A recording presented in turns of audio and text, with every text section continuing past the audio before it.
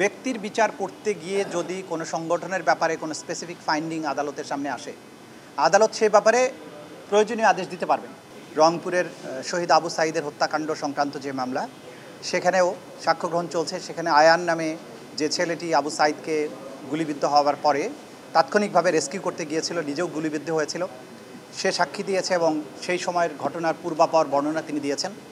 কারা কারা সেই ঘটনার সাথে সম্পৃক্ত ছিল তাদের নাম সুস্পষ্টভাবে তিনি বলেছেন। ভিডিওতে তিনি নিজেকে আইডেন্টিফাই করেছেন, আবু সাঈদের আহত হওয়ার বিষয়টাকে তিনি আইডেন্টিফাই করেছেন। সেখানেও বিচার কার্যটা চলমান আছে।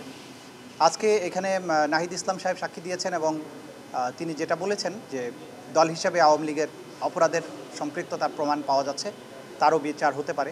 ডেফিনেটলি আইনে সেই সুযোগ আছে। এখন ট্রাইব্যুনাল এবং তদন্ত সংস্থা এখানে যদি আমাদের কাছে সরাসরি কেউ অভিযোগ করে তাহলে সুবিধা হয় সেটার তদন্ত করার জন্য।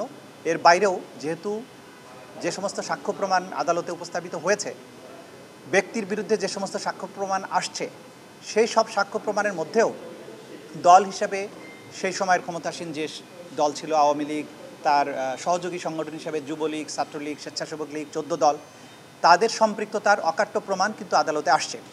সুতরাং এই সিদ্ধান্ত নেবার সুযোগ আছে। আমরা এখনও সিদ্ধান্ত নেই, দেখা যাক। আমরা এটা নিয়ে ভাববো, এটা নিয়ে ভাবার পরে এবং যদি যারা ভিকটিম পরিবার তারা যদি দল হিসেবে কেউ এদের বিচারের জন্য আসেন তাহলে হয়তো আরও বিষয়টা সহজ হতে পারে।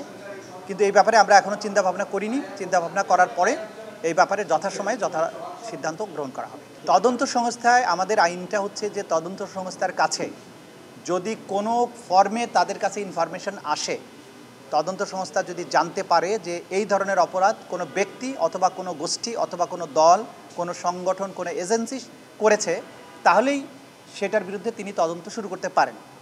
সুতরাং এটা সুমোটো করার সুযোগ আছে তদন্ত সংস্থার পক্ষে। তো এর বাইরেও কিন্তু এই সুমোটো সুযোগ থাকার পরেও ভিকটিম পরিবার এবং সারা বাংলাদেশে যারা আন্দোলনে অংশগ্রহণ করেছিলেন তারা কিন্তু সরাসরি অভিযোগ নিয়েও এসেছেন, তারা সাক্ষীও দিয়েছেন, সেটার ভিত্তিতেও তদন্ত হয়েছে।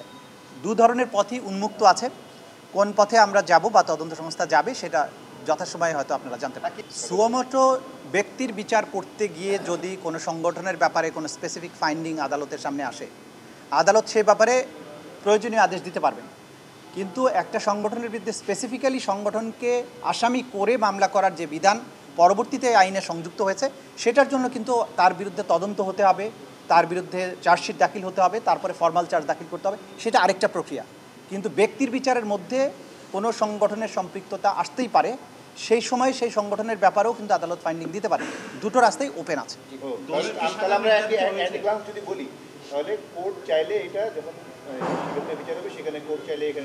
সেখানেও কথা বলতে পারেন। আর যদি তদন্ত সংস্থা মনে করে দলের বিরুদ্ধে আলাদা করে তদন্ত শুরু করে তদন্ত অন্তে তার বিরুদ্ধে রিপোর্ট দাখিল করার মাধ্যমে একটা ব্যক্তির বিরুদ্ধে যেরকম মামলাটা আনুষ্ঠানিকভাবে চলে, দলের বিরুদ্ধে বা সংগঠনের বিরুদ্ধেও সেটা করা সম্ভব। সাক্ষ্য গ্রহণ তো এই সপ্তাহে শেষ হচ্ছে, যখন শেষ হবে তখনই বুঝবেন শেষ হয়েছে। তো আমরা চেষ্টা করছি দ্রুত শেষ করার জন্য।